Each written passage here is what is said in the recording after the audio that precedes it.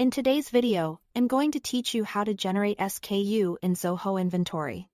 A solid SKU or stock keeping unit helps you organize products, speed up searches, and keep reports clean and consistent. I'll walk you through two straightforward ways to create SKUs, manually for individual items and with Zoho's free SKU generator tool for faster, repeatable codes. First, open Zoho Inventory. If you are adding a single product or a small set, manual creation is quick and precise. Head to the Items module in the sidebar and click the plus new button to start a fresh item. Fill in your item details as you normally would, and when you reach the SKU field, type a unique code that matches your naming style. A good SKU is short, readable, and meaningful. Think something like a brand or category abbreviation followed by key attributes, such as color or size.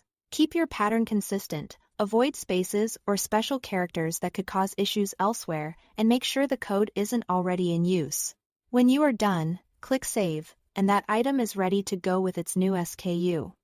If you want to generate multiple SKUs quickly or keep a tight structure across variations, use the Zoho free SKU generator tool. Access the Zoho SKU generator. Then start by entering the item name and the attributes you want reflected in the code, such as color or size. Choose a separator. Common options like a dash or a slash make SKUs easier to scan. Then click Add, or choose Add and Retain if you want to keep certain fields as you build out a series of related SKUs more efficiently. The tool assembles the components into a clean, consistent code, so you don't have to guess at formatting. As you build, preview the output to confirm it matches your internal naming rules.